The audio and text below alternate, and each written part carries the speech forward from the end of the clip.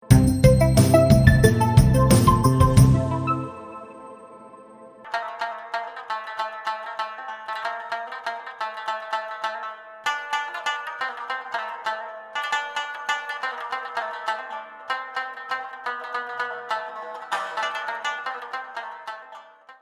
هرات ولایت مسلا یا پنځګونې تاریخي څلي او د مالان پل کوم چې شاوخوا 900 کاله مخینه لري.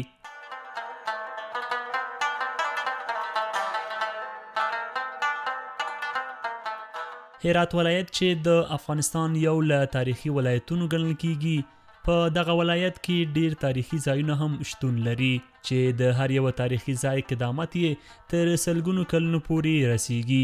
د هرات ولایت د دغو تاریخي ځایونو له جملې څخه یو یې د مالان پل دی چې د مالان په سیمه کې د هاري رود د سیند پر غاړه جوړ شوی دی.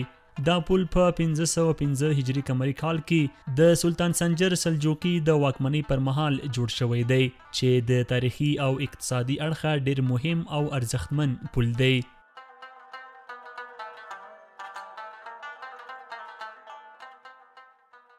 شکل د پله هغه اساسي جوړښت ته وکتل شي او مقایسه شي، نو په داسې شکل جوړ ده چې د ننني عصر د پیشرفته وسایلو او د معمارۍ د فن د پیشرفت سره تقریبا سیال دی.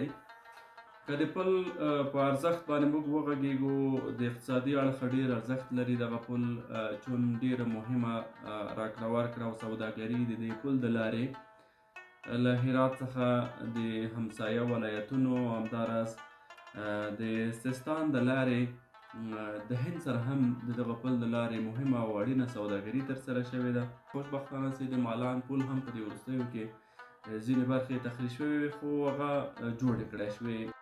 مالان پل د هیواد یو له ډیرو تاریخي او لویو پلونو څخه شمیرل کیږي چې د هرات خلکو لپاره تاریخي، تفریحي او اقتصادي ارزښت هم لري او دلته له نور ولایتونو څخه هم خلک د تفریح او چکر لپاره راځي. زه پل مالان ته له خپلو ماشومانو سره یو ځای د چکر لپاره راغلی یم. دا ځای ډیر ښایسته، سرسبز او د لیدو وړ ځای دی. دا یو تاریخي ځای دی. زه د دې سیمې اوسیدونکی یم. زه وینم هره ورځ دلته د داخلي سیلانیانو ترڅنګ بهرنیان هم د دې پله او د هرات نورو تاریخي ځایونو د لیدلو لپاره راځي، چې دا نو بیا یو ښه خبر دی زموږ ټولو لپاره. د هرات ولایت له تاریخي ځایونو څخه بل یې د هرات د مسلا څلی دي چې د تیموریانو په دوره کې په هغه سیمه کې چې د تیمور د زوی شاهرخ د میرمنې ګوهرشاه ژوند کاوه جوړ شوي دي. د جګړو په دوره کې د هرات مسلا ړنګه شوه او یوازې 4 ګنبدې یې پاتې شوي چې هغوی ته یې هم سخت زیان رسېدلی دی.